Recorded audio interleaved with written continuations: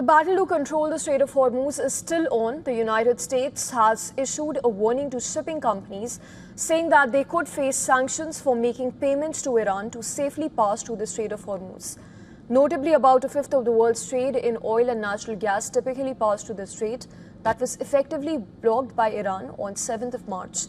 Tehran then formalized a closure barring vessels from what it called hostile nations.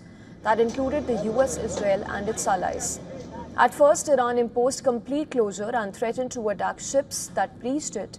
Second phase began on 9th of March when President Donald Trump claimed that the strait was open, though it remained firmly under Iranian control. It was on 15th of March that Iran introduced a toll system for ships passing through the Hormuz Strait, charging up to $2 million per vessel. However, it offered exemptions to certain countries, including India, China, and Russia, which were allowed to pass without paying any tolls. Then came in the US blockade on 13th of April. Washington announced a naval blockade targeting all the ships coming to and going from the Iranian ports.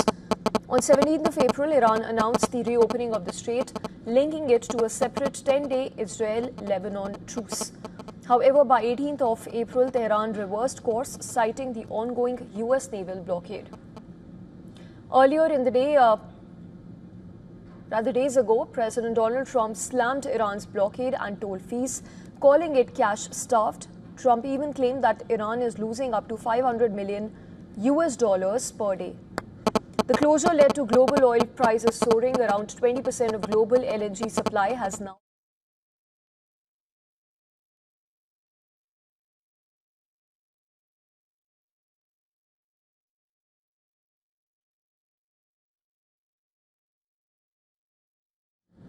With this, the supply affected, it rising up to 84% in Europe and over 100% in Asia.